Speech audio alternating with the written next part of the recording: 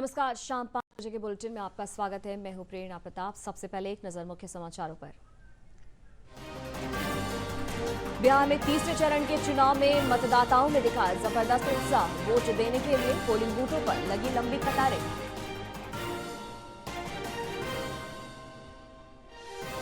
बिहार में 2019 के लोकसभा चुनाव के मुकाबले तीसरे चरण में 5% से ज्यादा हुआ मतदान।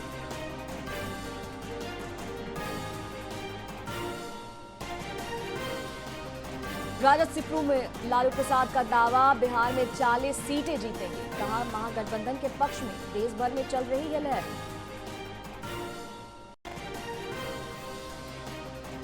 मुसलमानों को आरक्षण दिए जाने के नाम पर लालू प्रसाद के बयान का पीएम मोदी ने किया विरोध। कहा, पिछड़े और दलितों के रिजर्वेशन में डाला जा रहा है डाका।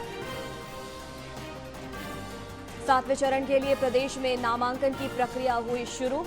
पटना साहिब, पाटलिपुत्र समेत कई जिलों में उम्मीदवारों ने किया पर्चा दाखिल। और प्रदेश में मतदान को बढ़ावा देने के लिए अलग अलग जिलों में चलाया जा रहा है मतदाता जागरूकता अभियान।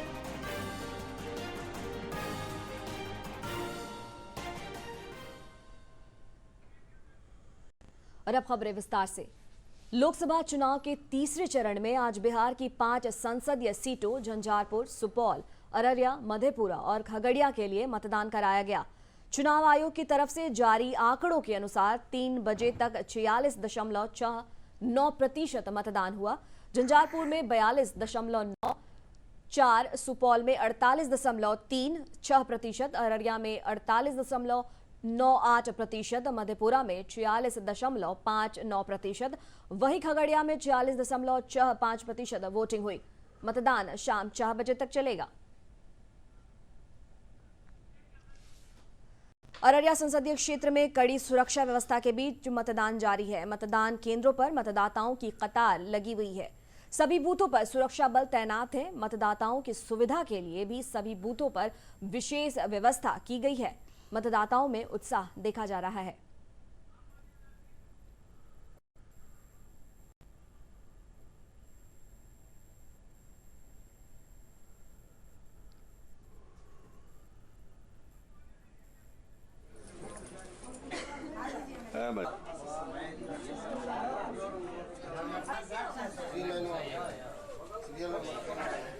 दोनों आदमी कर लीजिएगा, अलग अलग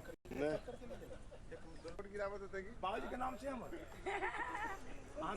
मुझे बहुत अच्छा लग रहा है कि मैंने अपना पहला वोट दिया। मैं सभी युवाओं से, सभी से कहना चाहूँगी, अपना वोट देना बहुत ज़रूरी है। बहुत अच्छा फील हो रहा है कि पहली बार हम वोट दे रहे हैं, क्योंकि हमारा वोट देना एक अधिकार है और जो लोग वोट नहीं दे पा रहे हैं, जो भी वोट एलिजिबल है, उनको वोट देना चाहिए। बहुत ज़्यादा महत्वपूर्ण है, आपकी एक वोट की अहमियत है।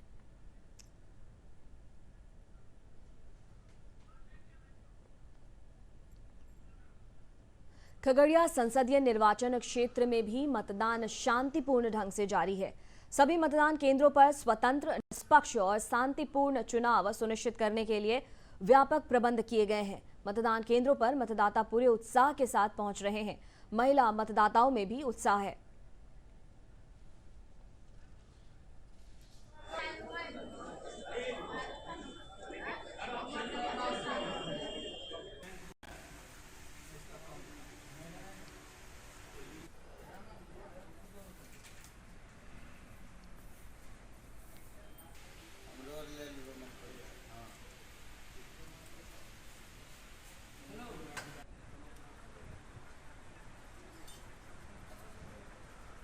हम कर सके जनता के हित में। खगड़िया का विकास जो करना चाहेगा, जो बनेगा, वो करेगा। आज झंझारपुर संसदीय क्षेत्र में भी चुनाव कराया जा रहा है। मतदाता कतारबद्ध होकर अपने मताधिकार का प्रयोग कर रहे हैं। सभी मतदान केंद्रों पर सुरक्षा के कड़े प्रबंध हैं। लोगों में मतदान को लेकर उत्साह है। परिवार के लोग वृद्ध जनों को भी मतदान केंद्रों पर मताधिकार के लिए ला रहे हैं।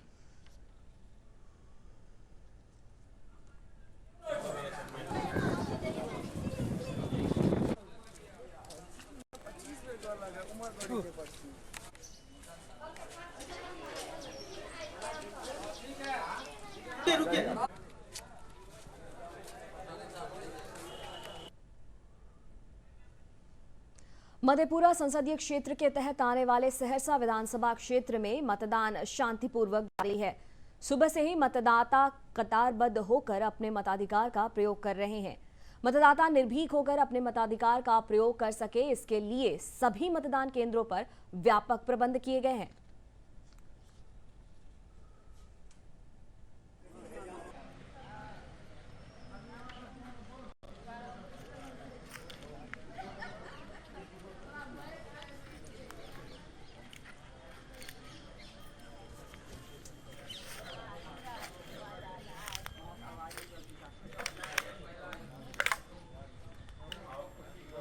मेन तो सब है कि ये एक पर्व की तरह है, इसमें सभी को सम्मिलित होना चाहिए। ऐसा नहीं कि कोई छूट जाए। यहाँ पे व्यवस्था भी बहुत अच्छी है। पिंक मतदान है, तो इसमें शांतिपूर्वक वोटिंग हो रहा है। और हमारा मुद्दा ये है कि हम नारी का सम्मान होना चाहिए। नारियों के सम्मान से ही राष्ट्र का उत्थान होता है। सुपौल संसदीय क्षेत्र में विभिन्न मतदान केंद्रों पर मतदाता पूरे उत्साह के साथ अपने मताधिकार का प्रयोग कर रहे हैं। सुबह से ही बड़ी संख्या में मतदाता कतारबद्ध होकर पूरे उत्साह के साथ वोट दे रहे हैं और लोकतंत्र के इस महापर्व का जश्न मना रहे हैं। आदर्श मतदान केंद्र आकर्षण का केंद्र बने हुए हैं।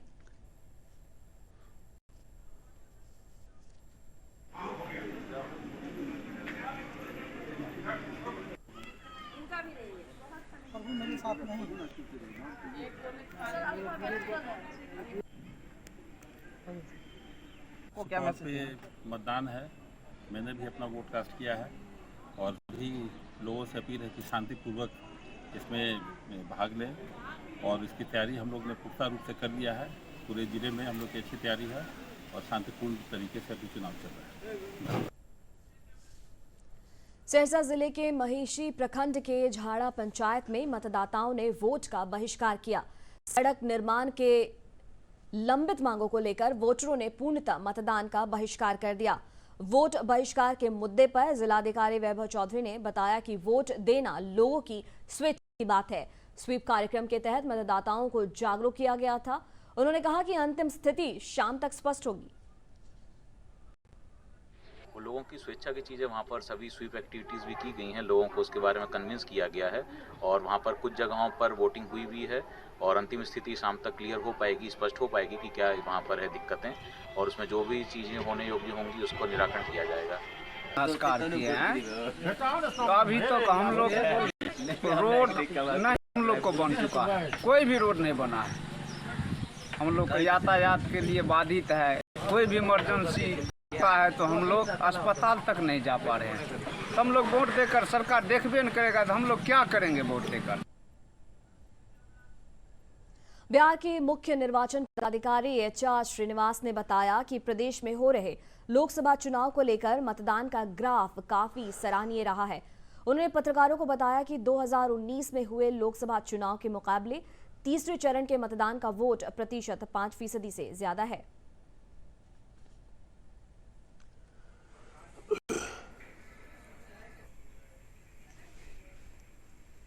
नहीं, बहुत अच्छा मतदान है। हम लोग का 11 बजे 24.41 है, जो 2019 में जो लोकसभा इलेक्शन हुआ था उससे 5% अधिक।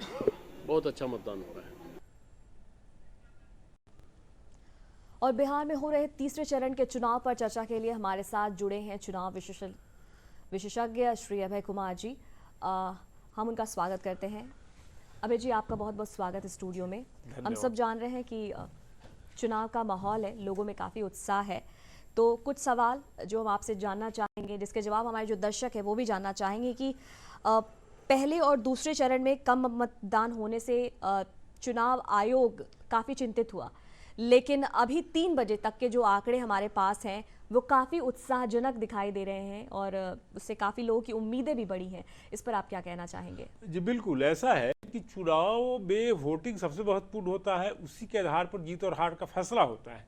मैं आपसे बताऊं कि हर वोट महत्वपूर्ण है, चुनाव में हर वोट महत्वपूर्ण है, क्योंकि भारत में जो FPTP जो वोटिंग सिस्टम प्रयुक्त होता है, हम लोग इस्तेमाल करते हैं, उसमें वोट भी जिताने और हराने के लिए काफी होता है। भारत के इतिहास में कम से कम 3 बार एक वोट के अंदर से चुनाव का परिणाम आया है। खैर तीनों चुनाव विधानसभा के थे, लेकिन हमको मान के चलना पड़ेगा कि हमारा वोट है जो कि इस इलेक्शन का रिजल्ट ला सकता है। मैं आपको बताऊं कि अगर लोकसभा चुनाव में जो सबसे कम वोट से चुनाव का परिणाम आया था, तत्कालीन बिहार में ही आया था। तत्कालीन बात है 1998 के लोकसभा चुनाव की। उस समय झारखंड बिहार का हिस्सा हुआ करता था। राजमहल लोकसभा सीट है, उस पर भाजपा के सोम मरांडी ने कांग्रेस के थॉमस हंसदा को महज 8 वोट से चुनाव हराया था, महज 8 वोट से। तो समझ सकते हैं कि एक परिवार का वोट भी किसी चुनाव को जिताने हराने के लिए महत्वपूर्ण होता है। इसलिए हर आदमी को वोट करना चाहिए और इलेक्शन कमीशन का पूरा प्रयास होता है कि वोट किया जाए और आदमी को वोट करना भी चाहिए। हमारा दायित्व भी है, हम लोग का दायित्व है, हम लोग को इसका पालन करना चाहिए। अगर हम सरकार से कोई उम्मीद करते हैं या सरकार के काम को अगर हम मुआयना करते हैं तो वोटिंग सबसे महत्वपूर्ण है, तो इसीलिए करना चाहिए। अगर हम एक आपके अगले सवाल के पहले मैं एक बात बोलना चाहूंगा कि पिछले चुनाव में इन 5 सीट पर अगर हम देखें तो 61.26% वोट हुआ था। तो पिछले बार भी अच्छा वोट हुआ था। पिछले जो मतलब 2020 के लोकसभा चुनाव में इन 5 सीट पर 61.26% वोट हुआ था।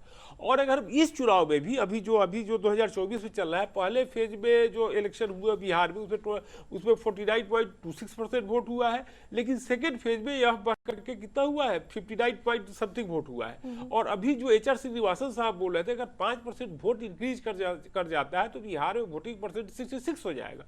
तो यह अच्छी बात है, हम लोग के लिए अच्छी बात है। जी। लोगों में उत्साह बढ़ा है, जागरूकता बढ़ी है। जो नतीजे अभी तक के जो नतीजे सामने आ रहे हैं, आपको क्या लगता है कि मौसम एक कारण हो सकता है? लेकिन क्या चुनाव आयोग द्वारा निरंतर जो जागरूकता के कार्यक्रम चलाए जा रहे हैं ये भी एक वजह हो सकती है? देखिए, रामनाथ कोविंद साहब जो देश के पूर्व राष्ट्रपति हैं, उन्होंने एक आर्टिकल लिखी एक अखबार में, उसमें उन्होंने कहा कि इलेक्शन कभी भी कराइए तो थोड़ा मौसम देख के कराइए। और अभी इसमें कोई शक नहीं कि मौसम एकाएक जो रुख बदला है, इतनी गर्मी आ गई है, उसका असर कहीं ना कहीं पहले और दूसरे फेज में देखने को मिला है। यह हम लोग के लिए बहुत खुशी की बात है कि कम से कम आज मौसम ने इतना मेहरबानी किया है कि आज निकल करके अच्छे से वोट कर रहे हैं। और हम भगवान से या उम्मीद करेंगे कि आने वाले में भी अगर मौसम ठीक रहे ताकि लोग अच्छे से निकल के वोट कर सके। तो खैर मौसम हम लोग के हाथ में तो है नहीं, लेकिन अगर इलेक्शन कमीशन जो काम कर रहा है वो अभी काफी काबिल तारीफ है। मैं जहाँ रहता हूँ हम लोग का अभी वोट नहीं हुआ कि हर दिन सुबह आकर के निकलिए, वोट कीजिए, ऐसे कीजिए, तो अच्छी बात है। और इलेक्शन कमीशन काफ़ी अच्छा काम कर रहा है। इलेक्शन कमीशन का ये भी होना चाहिए, तो अच्छा काम कर रहा है। और इलेक्शन कमीशन का कहीं ना कहीं अच्छा रोल रहा है, जिसके कारण पहले फेज से दूसरे फेज में और तीसरे फेज में और जो वोट बढ़ रहा है उसमें उसकी भूमिका है। जी चलिए, तो ये आपने बहुत अच्छी बात बताई कि जाहिर सी बात है इलेक्शन कमीशन बहुत अच्छा काम कर रहा है। और एक जो सवाल आपसे ये जानना चाहूँगी अभय जी की ये है कि अब राजनीतिक फ़ायदे नुकसान की अगर बात करें तो वोटिंग के अधिक कम होने से किसे फ़ायदा या फिर किसे नुकसान ज़्यादा हो सकता है? देखिए, ऐसा कि अगर हम निकाले पूर्व के, अगर हम एक्सपेरिमेंट से निकाले रिजल्ट से, तो ऐसा कहीं से कोई विशेष तौर पर हम लोग को उदाहरण नहीं देखने को मिलता है कि वोटिंग परसेंट बढ़ने से क्या होता है। अगर हम आपको 1996 लोकसभा चुनाव के पास से लेकर के चलना जाए तो 1996 में सरकार जो भी सरकार थी, 1998 में 2% वोट बढ़ा तो फिर एनडीए की सरकार बन गई। फिर 1999 के लोकसभा चुनाव में 2% वोट घटा तो फिर भी उनकी सरकार रही।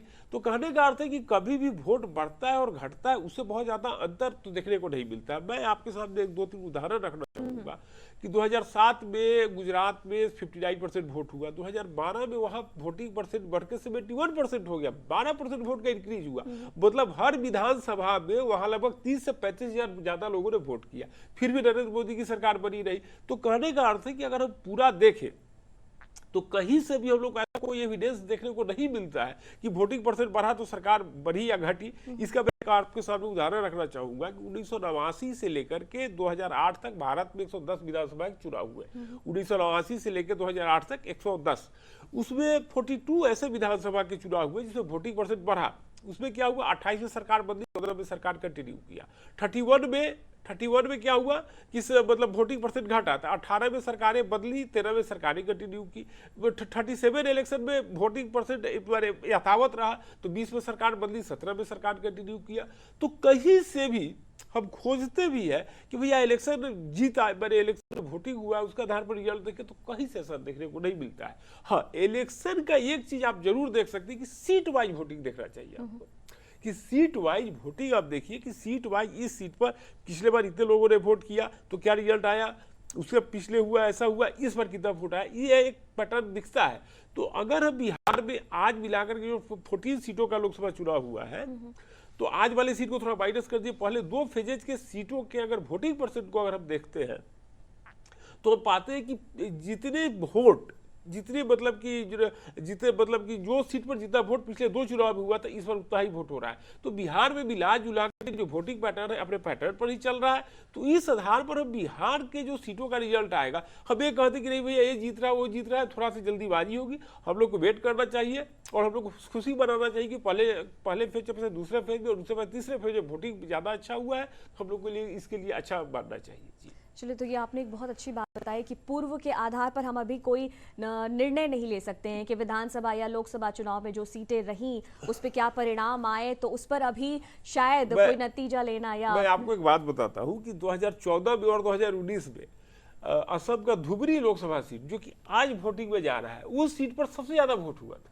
एक ही सीट पर, जिस सीट पर 2014 में सबसे ज्यादा वोट हुआ है उसी सीट पर 2019 में भी हुआ है 88। अगर हम 2014 में वहां 88.36% वोट हुआ है और 2019 में 90.66% वोट हुआ है। देख रहे हैं कि आज कितना परसेंट वोट होता है। तो मैं मान करके चलिए कि जिस सीट पर जितना वोट होता है, मतलब जितना वोट होता है लगभग कंटिन्यू करता है। हाँ, चिंता की बात तब हो जाती है कि किसी सीट पर पिछले बार बहुत कम ज्यादा वोट हुआ, इस बार कम हो रहा है, या किसी सीट पर पिछले बार कम वोट हुआ, इस बार बहुत ज्यादा वोट हो रहा है, तो वहां पर थोड़ा कंफ्यूजन होता है। लेकिन मैं बताऊं कि सभी सीटों का लगभग वोटिंग का एक पैटर्न होता है कि इस सीट पर 50%, तो 55%, 60%, ऐसा ही वोट का एक पैटर्न होता है जो कि इस बार भी फॉलो हो रहा है। अभय जी, बहुत अच्छी बात आपने कही कि जो जानकारी अभी आपने साझा की ये मुझे लगता है दर्शकों के बहुत हित में होंगी और बहुत काम आएंगी। लेकिन जो 2 चरण के पहले चुनाव जो हुए और आज तीसरा चरण का जो चुनाव जारी है, तो आज जागरूकता लोगों में ज़्यादा दिखी और पहले 2 चरणों में जो लोगों में थोड़ी सी उदासीनता देखी गई थी, तो आपको क्या लगता है कि इसका क्या प्रभाव देखने को मिलेगा नतीजों पर? जी देखिए, अगर आप सच पूछिए तो मैं एक बात मान के चलूंगा कि पहली फेज में जो हम लोग को थोड़ा मतलब निराश मिली कि थोड़ा कम वोटिंग का, वो मैं बहुत ज़्यादा नहीं मानता हूँ। क्योंकि अगर पहले फेज में जिन सीटों पर चुनाव हुआ था तो सबसे कम, वो 102 सीटों में सबसे कम हुआ था बिहार के नवादा सीट पर 49 पर, लगभग 49%। इस चुनाव में लोगों को उतना ही वोट हुआ है। तो जिस सीट पर जितना वोट का पैटर्न है उतना ही वोट का पैटर्न, उतना ही वोट हुआ है। तो कहने का अर्थ बहुत ज्यादा निराशा की बात नहीं है। लेकिन हाँ, अगर जैसे कि मैं बता रहा हूँ नवादा सीट पर 49 या 52%, एक बार 52 हुआ 2019 में, इस बार 49 हुआ, तो कहने का अर्थ है कि वहां की जनता को सोच करके आगे निकल के आगे वोट करना चाहिए। और एक बात मैं और बताऊं कि बिहार में जो थोड़ा वोट परसेंट अगर कम हुआ है तो माइग्रेशन बहुत बड़ा कारण है कि यहाँ के लोग बाहर जाके नौकरी करते हैं, नौकरी करने के लिए बाहर जाना पड़ता है। एक बात मैं और आपको बताऊं कि पिछले आज का जो 5 लोकसभा सीटों का जो चुनाव हुआ है 2014 और 2019 में 5 दोनों इलेक्शन में महिला का वोट ज्यादा हुआ था पुरुषों की अपेक्षा। आप महिलाओं का वोट ज्यादा वोट हुआ था, लगभग हर सीट पर 5 से 6% पुरुष अपेक्षा महिला का वोट ज्यादा हुआ था। बिल्कुल, तो दोनों इलेक्शन में 2014 और 2019 दोनों। तो कहने का अर्थ है कि इस तरह अगर हम देखते हैं तो अच्छा ये होता है कि मतलब माइग्रेशन के कारण भी बिहार में थोड़ा वोटिंग कम होता है। तो ये भी एक कारण है। तो हमारी जो महिला वोटर्स है वो बधाई की पात्र हैं और तमाम वोटर्स सभी बधाई के पात्र हैं कि आप इस जागरूकता कार्यक्रम से जुड़कर या फिर इसका लाभ उठाकर, इससे लाभान्वित होकर, प्रेरित होकर आप इस वोटिंग में आपने अपना योगदान दिया और इस लोकतंत्र में आप अपना योगदान दे रहे हैं। हमारे साथ अभय जी जुड़े हुए हैं। अभय जी, हम आपका धन्यवाद करना चाहेंगे। आपने इतने बहुत सारी महत्वपूर्ण जानकारी, अपने राय, अपने विचार हमारे साथ साझा किए, इसके लिए आपका बहुत बहुत धन्यवाद। खबरों में आगे बढ़ते हैं और राजद सुप्रीमो लालू प्रसाद यादव ने दावा किया कि बिहार में 40 सीटों पर महागठबंधन के उम्मीदवार जीतेंगे। पटना में पत्रकारों से बातचीत करते हुए उन्होंने कहा कि पूरे देश में महागठबंधन के पक्ष में लहर चल रही है।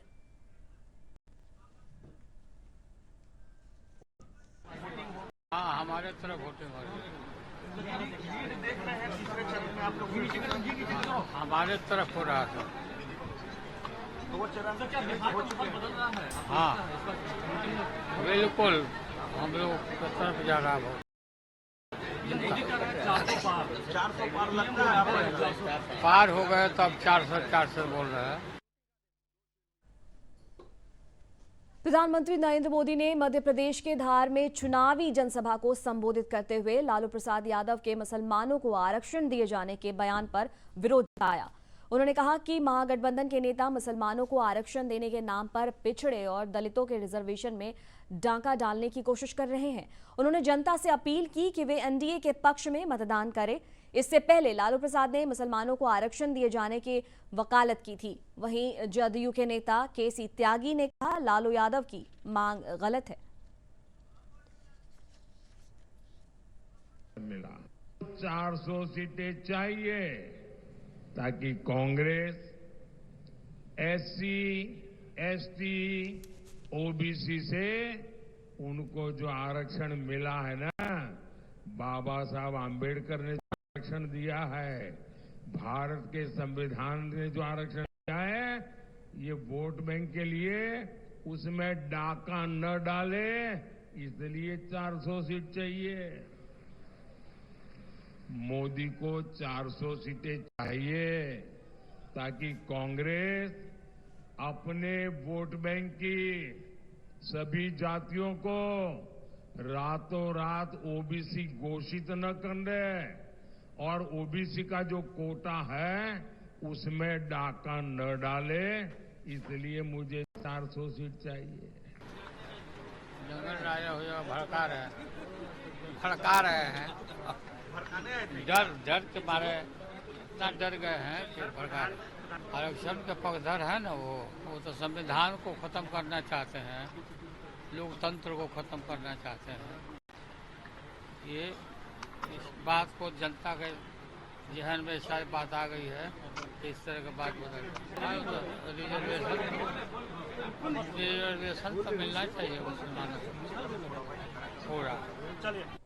मंडल कमीशन की जो रिकमेंडेशंस हैं उसके खिलाफ बोल रहे हैं।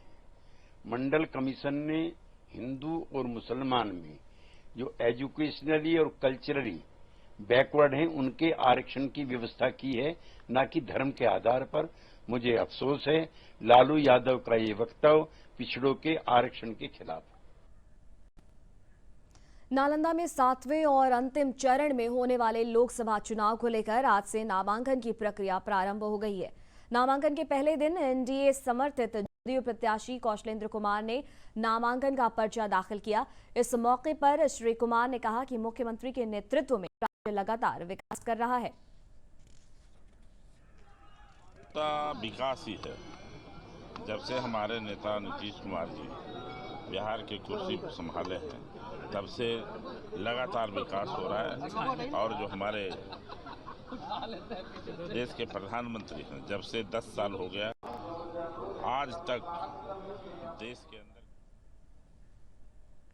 बक्सर में अंतिम चरण के चुनाव नामांकन को लेकर जिला प्रशासन ने सारी तैयारियां पूरी कर ली गई हैं। आज जिलाधिकारी अंशुल अग्रवाल ने हेल्प डेस्क और आगंतुक कक्ष सहित सभी स्थलों की तैयारियों का जायजा लिया।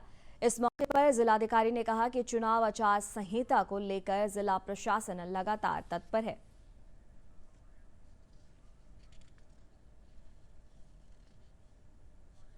इसके अतिरिक्त जो भी हमारे अभ्यर्थी हैं जो नामांकन के लिए आएंगे, उनको कितने प्रकार के क्या क्या दस्तावेज लाने हैं उसकी भी सूची द्रष्टव्य स्थलों पर जो है चस्पा कर दी गई है, जिससे उन्हें किसी भी प्रकार की कोई परेशानी ना हो।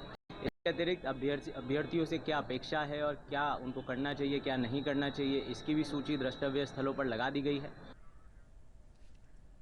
जहानाबाद में अंतिम चरण के लोकसभा चुनाव को लेकर नामांकन की प्रक्रिया शुरू की गई है। इस मौके पर अरवल की जिलाधिकारी वर्षा सिंह ने संवाददाताओं से बातचीत करते हुए कहा कि चुनाव जागरूकता के कारण उम्मीद है कि अरवल जिले में इस बार मत प्रतिशत पिछले चुनाव के मुकाबले अधिक रहेगा। फ्री एंड फेयर इलेक्शन कराने के लिए कटिबद्ध है। लोकतंत्र के महापर्व में जब लोगों की सहभागिता होगी, उत्सव में सब लोग पार्टिसिपेट करेंगे, तभी यह उत्सव सही मायने में सार्थक होगा। इसके लिए हम लोग लगातार हर दिन पिछले 1.5 माह से सुबह से लेकर शाम तक इतने एडवर्स मौसम में प्रयास कर रहे हैं और हमारे बार अरवल जिले में वोटिंग प्रतिशत बढ़ी। वैशाली जिले के स्वीप गतिविधि के तहत मतदान हेतु प्रेरित करने के लिए जागरूकता कार्यक्रम का आयोजन किया गया। जिले के पातेपुर प्रखंड में आयोजित मतदाता जागरूकता कार्यक्रम में जीविका के विभिन्न समूहों के सदस्य और आम जनों ने भाग लिया। इस मौके पर जिला परियोजना प्रबंधक वंदना कुमार द्वारा मतदान केंद्र पर उपलब्ध सुविधाएं और मतदान हेतु उपयोग में लाए जाने वाले दस्तावेजों की विस्तृत जानकारी दी हानि है और इसी के तहत जीविका वैशाली भी स्वीप गतिविधियां बहुत ही जोर शोर से कर रही है। विभिन्न बूथों पर जीविका की जो कैडर्स हैं उनको जोड़ा गया है और हर बूथ से संबंधित जीविका दीदी अपने जीविका समूह से जुड़ी वोटरों का लिस्ट चिन्हित कर रही हैं। सभी को पर्ची बांटी जा रही है।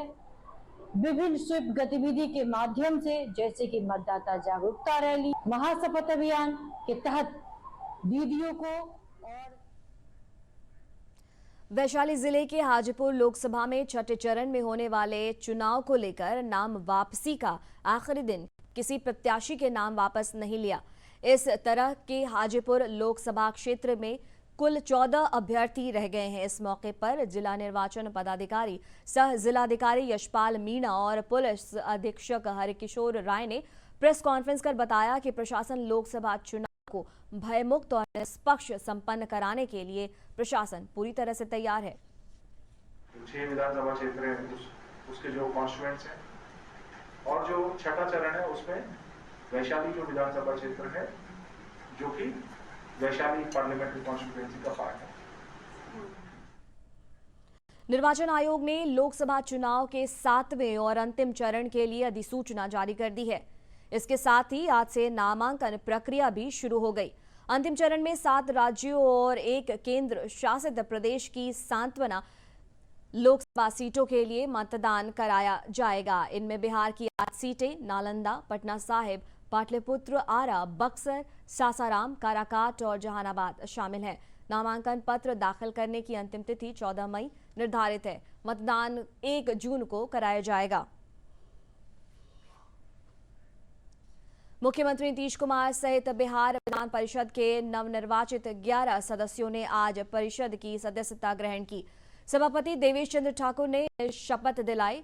निर्विरोध नवनिर्वाचित सदस्यों में मुख्यमंत्री नीतीश कुमार के अलावा जदयू के खालिद अनवर, भाजपा के मंगल पांडे, अनामिका सिंह और लाल मोहन गुप्ता, राजद की राबड़ी देवी, अब्दुल बारी सिद्दीकी, उर्मिला ठाकुर और सैयद फैसल अली, हिंदुस्तानी आवाम मोर्चा के संतोष कुमार सुमन और भाकपा माले की शशि यादव शामिल हैं।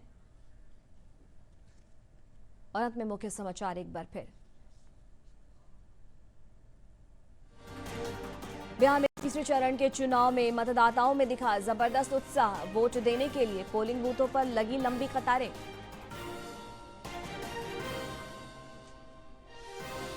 बिहार में 2019 के लोकसभा चुनाव के मुकाबले तीसरे चरण में 5% से ज्यादा हुआ मतदान।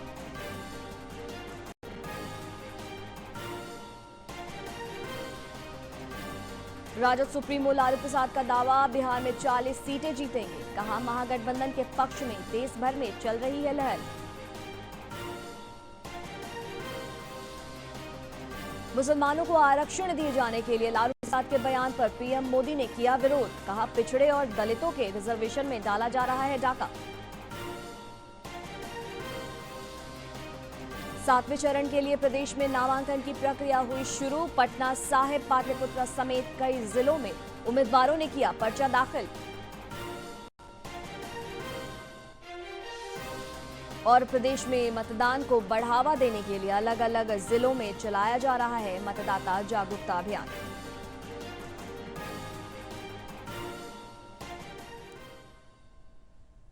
अभी तक के बुलेटिन में बस इतना ही। मुझे दीजिए इजाजत। नमस्कार।